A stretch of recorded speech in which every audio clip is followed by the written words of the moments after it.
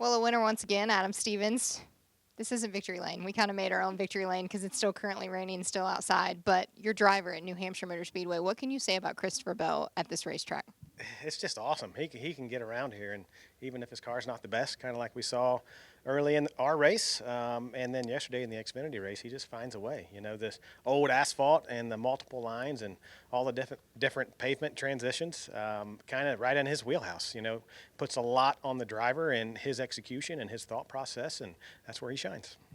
I want to know atop the pit box, though, when you're making these calls, and we obviously are dealing with very drastic weather conditions, the drying of the racetrack on wet weather tires, can you kind of take me behind the curtain of what your calls were and how you attacked the weather conditions today?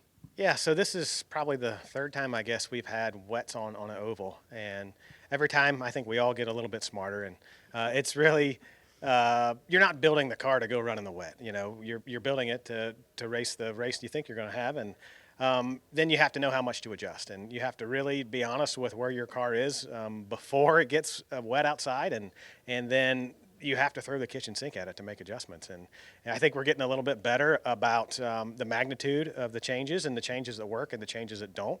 And we're starting to learn what to look for. So I think we could have been a little bit better yet, but next time we'll be a little smarter.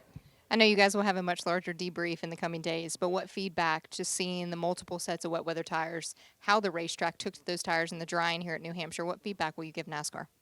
I was impressed how long the tires held on to begin with. I was a little bit concerned when they started drying the track that maybe they overdid it, that there wasn't enough moisture, and certain lanes were already preemptively drier than others, and that might cause some problems. And it didn't seem like it did. And they had a good finger on the pulse of the field when people started to complain.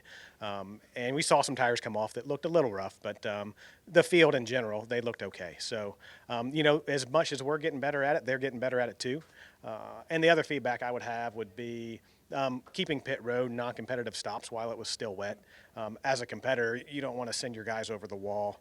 And, you know, obviously they can slip and fall, but, you know, we didn't see any cars try to leave their boxes hard and try to race somebody off pit road. And you get one of those spinning around with the hammer down and a couple guys on the ground, it could get messy in a hurry. Well, congratulations. Quite the weekend for the 20. It was awesome. Thank you, Alex.